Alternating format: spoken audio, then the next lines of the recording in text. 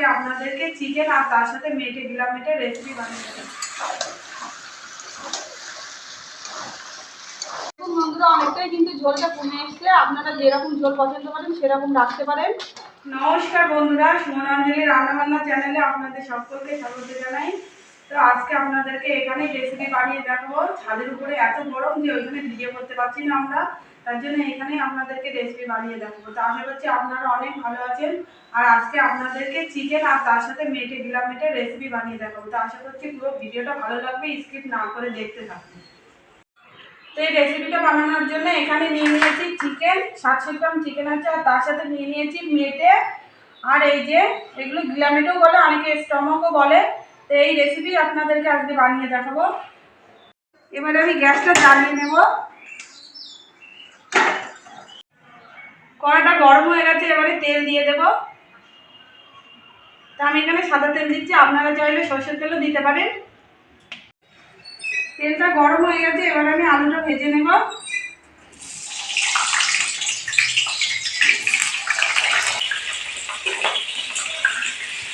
আলুটা একটু লাল লাল করে ভেজে নেব। এখানে আমি দুটো মিডিয়াম সাইজের রসুন ছাড়িয়ে নিয়েছি, আর আদা নিয়ে নিয়েছি পরিমাণ মতন। এবার এই আদা রসুনটা আমি পেস্ট করে নেব। আলুতে সামান্য পরিমাণ লবণ দিয়ে দেব, হলুদ গুঁড়ো,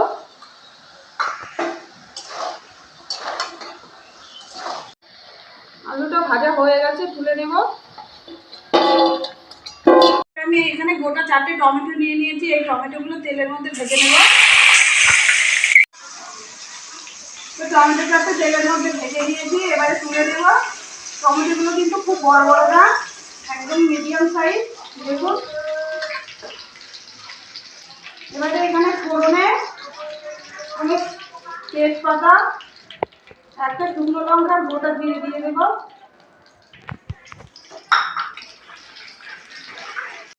পেঁয়াজটা এরকম লাল করে ভেজে নিয়েছি। এবারে পেস্ট করে রাখা রসুন দিয়ে দেব।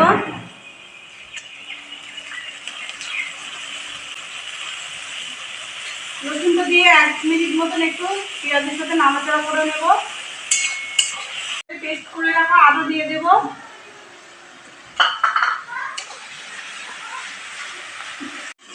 এবারে 2 চামচ মতন জিরে গুঁড়ো, 2 চামচ মতন ধনে গুঁড়ো,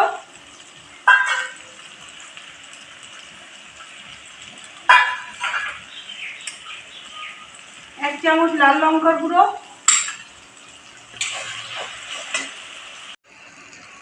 কালারের জন্য 1 চামচ মতন কাশ্মীরি লঙ্কার গুঁড়ো দিয়ে দেব। এই মশলাটা আমি ভালো করে একটু কষিয়ে নেব। একটু জল দিয়ে দেবো, তাহলে মশলাটা লেগে যাবে না।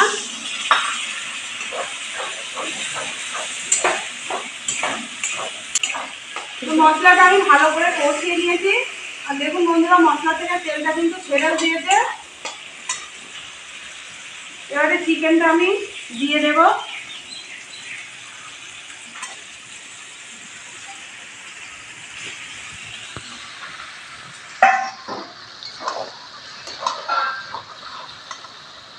এবারে মেটেগুলোও দিয়ে দেবো চিকেনের সাথে, টমেটোগুলোও দিয়ে দেবো।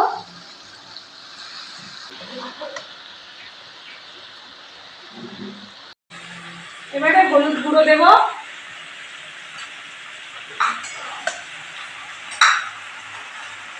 এক চামচ লবণ,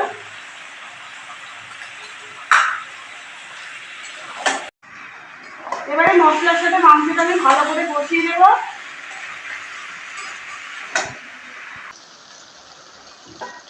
এবারে চাপা দিয়ে দেবো কিছুক্ষণের জন্য। এদিকে ভেজে রাখা টমেটোটা আমি পেস্ট করে নেব। এবারে ঢাকাগুলো দেখে নেব।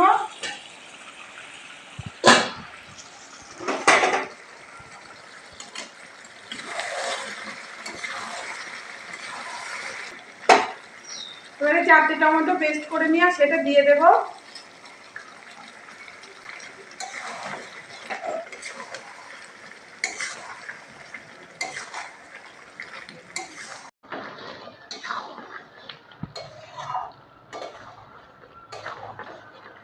এবারে ভেজে রাখা আলুটা দিয়ে দেব।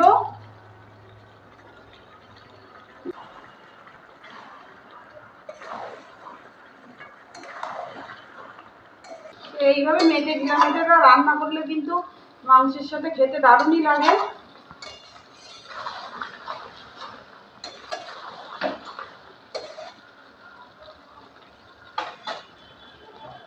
পাঁচ মিনিটের জন্য চাপা দিয়ে দেব। ঢাকা খুলে দেখে নেব।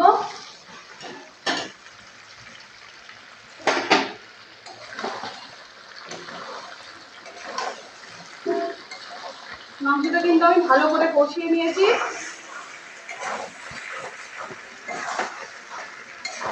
দেখুন মাংসের থেকে তেলটা পুরো ছেড়ে এসছে। এই যে এবারে জল দিয়ে দেব। এবারে জল দিয়ে দেব। তো এখানে 1 বাটি জল নিয়েছি, এবারে দিয়ে দেব।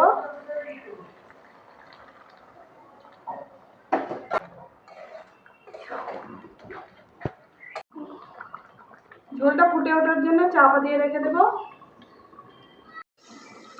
ঢাকা খুলে দেখে নেব।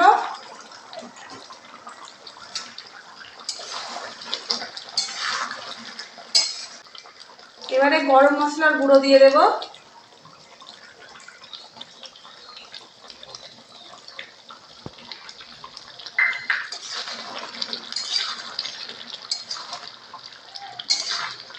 বন্ধুরা অনেকটাই কিন্তু ঝোলটা কমে এসছে, আপনারা যেরকম ঝোল পছন্দ করেন সেরকম রাখতে পারেন। তো আমি আরেকটু ঝোলটা কমিয়ে নেব। এটা কিন্তু একদম কষা কষা করলে খেতে কিন্তু দারুণ লাগে। তো দেখুন বন্ধুরা ঝোলটা কিন্তু অনেকটাই কমিয়ে নিয়েছি, আমি একদম কষা কষা করেছি। হয়ে গেছে, এবারে নামিয়ে নেব।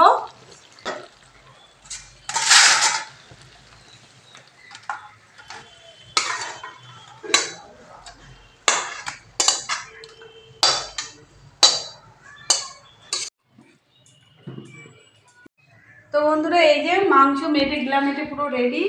আর এরকম কষা কষা করে রান্না করলে কিন্তু খেতে দারুণই লাগে। তো এবারে আমি একটু খেয়ে দেখবো।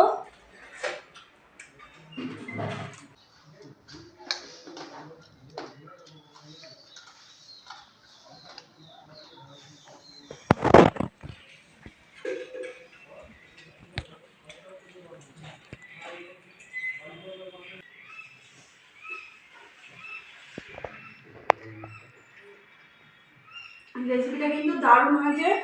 এটা আপনারা গরম ভাতের সাথে অথবা রুটির সাথেও খেতে পারেন। আশা করছি পুরো রেসিপিটা ভালো লাগবে। তো পুরো রেসিপিটা ভালো লাগলে লাইক শেয়ার করে দেবেন আর কমেন্ট করে জানাবেন রেসিপিটা কেমন হলো। তো ভিডিওটা এখানেই শেষ করছি। ধন্যবাদ বন্ধুরা, সবাই ভালো থাকবেন, সুস্থ থাকবেন।